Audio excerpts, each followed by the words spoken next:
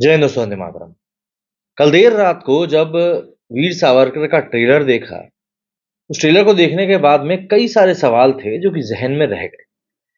क्योंकि वाक़ई में सावरकर जी को लेकर जो बातें मीडिया में एक नैरेटिव के तौर पर बनाई गई हैं, फैलाई गई हैं और कुछ अधूरा सत्य इस तरीके से दिखाया गया है, जिसको कि देखने जानने के बाद में यदि कोई अबोध मानसिकता वाला व्यक्ति उन सब बातों को लेकर अपने दिमाग में एक चिंतन करेगा, तो उसके दिमाग में एक वही इमेज बनेगी जो एक पार्टी विशेष या एक व्यक्ति विशेष ने बनाने की कोशिश करी।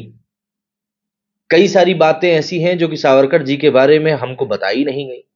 कई सारी बातें ऐसी हैं सावरकर जी के बारे में जो कि हमको बताई गई लेकिन अधूरी बताई गई।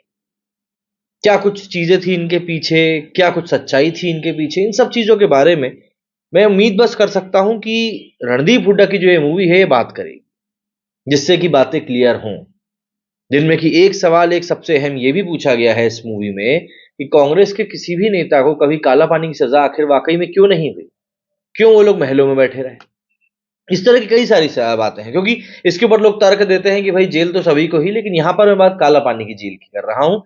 ये बात आपको समझनी पड़ेगी, सेल्यूलर जेल। और अगर आपको उसके बारे में नहीं पता है तो आप यूट्यूब पर सर्च कर लीजिए, आपको पता चल जाएगा कि वहां पर किस प्रकार की यातनाएं दी जाती थी और आखिर क्यों उसको काला पानी कहा जाता था। खैर, बात करें इस ट्रेलर की तो बॉलीवुड के एक्टर रणदीप हुड्डा को जनता ने हमेशा उनके दमदार काम के लिए काफी सराहा है। सरबजीत के ऊपर जो उनकी मूवी आई थी, उसमें भी उनका किरदार जिस तरीके से उन्होंने अडैप्ट किया था, उसकी हर किसी ने तारीफ करी थी।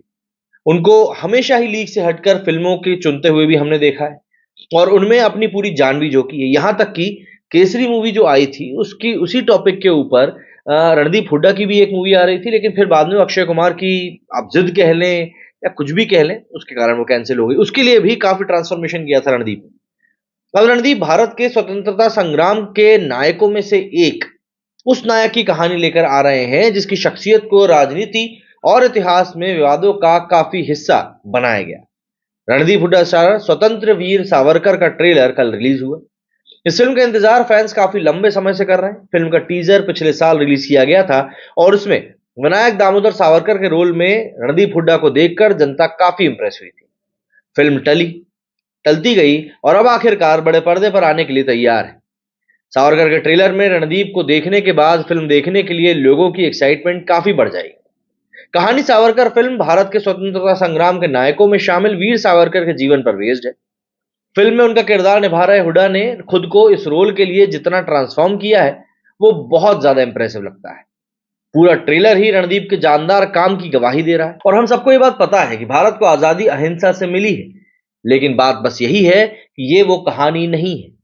ट्रेलर की शुरुआत ही इस पॉइंट ऑफ व्यू से होती है।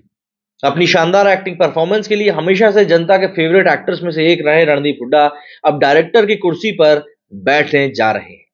उन्होंने सावरकर में सिर्फ लीड रोल ही नहीं निभाया बल्कि इसे डायरेक्ट भी किया है।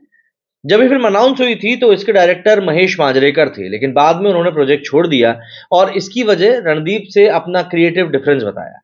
मांजरेकर ने तब ये भी कहा था कि फिल्म मेकिंग दौरान रणदीप अपने किरदार सावरकर को लेकर ऑब्सेस्ड होने लगे और फिल्म में बहुत ज्यादा बदलाव चाहते थे, इसलिए उन्होंने फिल्म छोड़ने का फैसला किया। मांजरेकर के जाने के बाद सावरकर की कमान खुद रणदीप ने ही अपने हाथ में ली थी।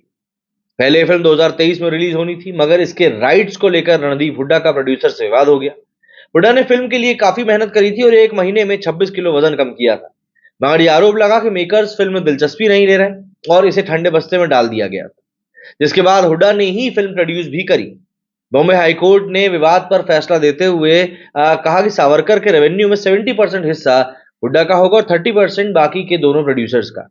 अब आखिरकार शहीद दिवस के मौके पर 22 मार्च को सावरकर थिएटर्स में रिलीज होने जा रही है और मैं उम्मीद करूंगा कि जिन सवालों की मैं बात कर रहा था, उन सभी सवालों के जवाब सिर्फ मुझे नहीं बल्कि उन सभी लोगों को मिले जिनको कि इन सवालों के जवाब सुनने की वाकई में जरूरत है। मेरे स्टूडियो फिलहाल इतना ही। जय हिंद, जय भारत।